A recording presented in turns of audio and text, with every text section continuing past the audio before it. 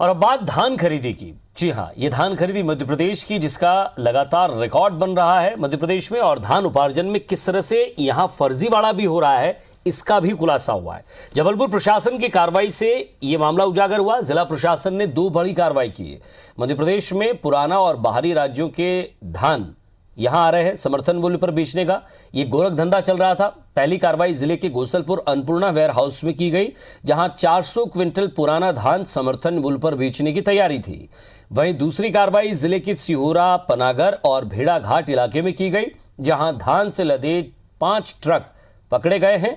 इन ट्रकों में उत्तर प्रदेश सरकार की सील लगे धान के बोरे मौजूद थे। बताया जा रहा है कि 25 लाख रुपए की कीमत के ये धान जिले के खरीदी केंद्रों में बेचे जाने की तैयारी थी, लेकिन इससे पहले प्रशासन ने पूरे स्टॉक को जब्त कर लिया है।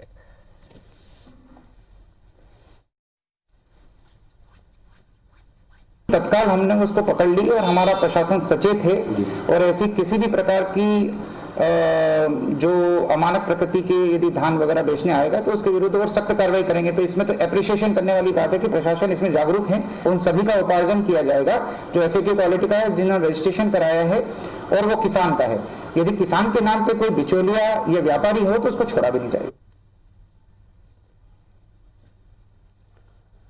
और ज्यादा बातचीत के लिए हमारे संवाददाता विजेंद्र पांडे हमारे साथ जुड़ गए। विजेंद्र, एक बड़ा खुलासा यहां किया है प्रशासन ने। इससे पहले 2 दिन पहले अन्नपूर्णा वेयर हाउस पर कार्रवाई हुई थी, वहां से सैंपल लिया गया। सिहोरा और पनागर, ये 2 जगह ऐसी है जहां से धान पकड़ाया है। उत्तर प्रदेश की सील भी लगी हुई है। सवाल ये है कि ये गोरख धंधा कब से चल रहा था, इसकी जांच की जाए तो एक बड़ा खुलासा यहां होगा प्रशासन द्वारा। बेशक विजय, सूत्रों से जो खबर है उसके मुताबिक रोज़ाना उत्तर प्रदेश से खासतौर पर कई ट्रक धान से लदे हुए जबलपुर पहुंच रहे हैं और ये बताता है कि कहीं ना कहीं इनका इस्तेमाल जो है समर्थन मूल्य में खपाने के तौर पर किया जा सकता है। बड़ी बात यह है कि पहले ही जबलपुर में धान की बम्पर उत्पादन होता है और यहाँ के जितने मिलर्स हैं उनको कम से कम बाहरी धान बुलवाने की आवश्यकता नहीं है।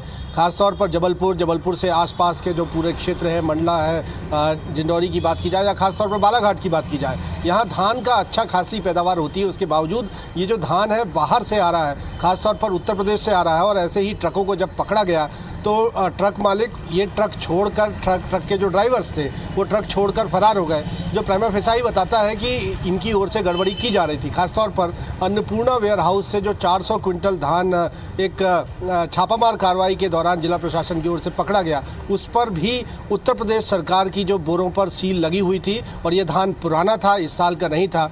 जाहिर सी बात है, जो पूछताछ में भी प्राइमा फेसाई पता चला है कि बाहरी प्रदेशों की, बाहरी जिलों की और पुरानी धान को समर्थन मूल्य पर खपाने की तैयारी थी। तो विजय, सबसे बड़ा सवाल उठता है कि एक तरफ मध्य प्रदेश धान खरीदी के नित नए रिकॉर्ड बना रहा है, हर साल अपने ही रिकॉर्ड को ब्रेक कर रहा है।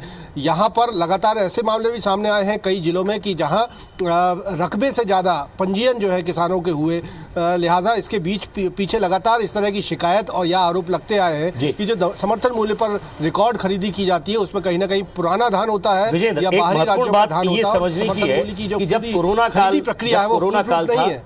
विजेंद्र, एक बहुत महत्वपूर्ण बात यह है कि जब कोरोना काल था तो यही वो इलाका है, यही वो इलाके हैं जहां सबसे बेकार धान बेचा गया, जो जानवरों को भी नहीं खिलाया जा सके। यही वो इलाका है जहां बाहर से चावल आ रहा है और यही वो इलाका है जहां के चावल को, बासमती राइस को, मध्य प्रदेश के बासमती राइस को GI टैग देने की बात मुख्यमंत्री करते हैं। ऐसे में धान को लेकर जो धांधली हो रही है, कहीं ना कहीं प्रशासन की सख्ती होना और खाद्य मंत्री का इस पर एक्शन लेना जरूरी हो चुका है।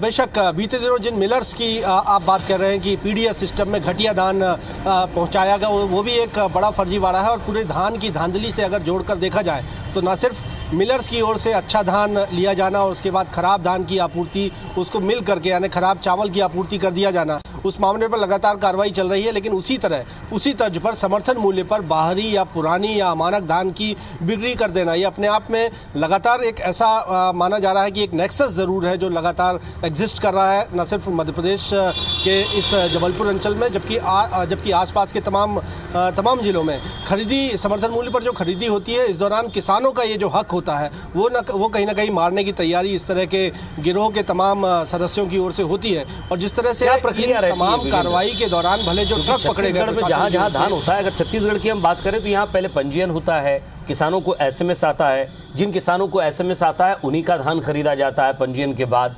ऐसे में यहाँ क्या प्रक्रिया है, किस प्रक्रिया से धान खरीदा जा रहा है और धांधली का जो लूप होल है वो कहाँ है?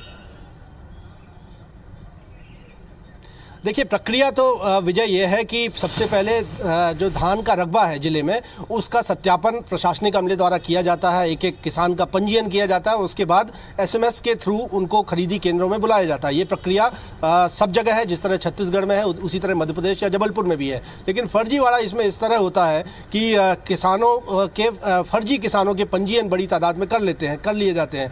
बीते साल भी इसी तरह का मामला जबलपुर में उजागर हुआ था और खासतौर पर हाल ही में जिला प्रशासन रकबे का सत्यापन भी किया और सत्यापन में ये पाया कि तकरीबन 6,500 हेक्टेयर ज़मीन ऐसी थी जहां पर धान का उत्पादन नहीं हो रहा था, लेकिन उसे धान का रकबा बताया गया था और इसके एवज में फर्जी लोगों के पंजीयन किसान बताकर कर लिए गए। तो दरअसल ये जो बाहरी धान या अमानक धान या पुरानी धान को समर्थन मूल्य पर सरकार को बेच दिया जाता है, फर्जीवाड़ा कर दिया जाता है, वो इसी तरह के फर्जी रकबे को दर्शाकर फर्जी पंजीयन के जरिए होता है। तो फुल प्रूफ बनाने की ज़रूरत पूरे सिस्टम में है। नियम स्पष्ट है कि इस तरह से खरीदी की जानी है, लेकिन उसमें कहीं ना कहीं निचले स्तर पर एक धांधली होती है। फर्जी किसानों के पंजीयन होते हैं और उनके ज़रिए इस तरह का बाहरी या अमानक धान या पुराना धान बेच दिया जाता है। तो किसानों के हक की एक योजना है, उसका फ़ायदा किसानों तक ही पहुँचे, इसी को के मद्देनज़र प्रशासन ज़रूर कह रहा है, कलेक्टर जबलपुर ज़रूर कह रहे हैं कि लगातार हम किसान का हक सुनिश्चित करेंगे और बाहरी या अमानक धान बिकने नहीं देंगे। लेकिन ये कोशिशें बताती हैं कि ये कोई पूरी जो गोरख धंधा है वो आज का नहीं है, लगातार ये एग्जिस्ट कर रहा है, लगातार चलता आ रहा है और इसको पूरी तरह नकेल कसने की ज़रूरत अब ज़रूर महसूस की जा सकती है। विजय, शुक्रिया विजेंद्र इस तमाम बातचीत के लिए। नज़र बनाए रखिएगा, आगे भी आपसे अपडेट लेते रहेंगे।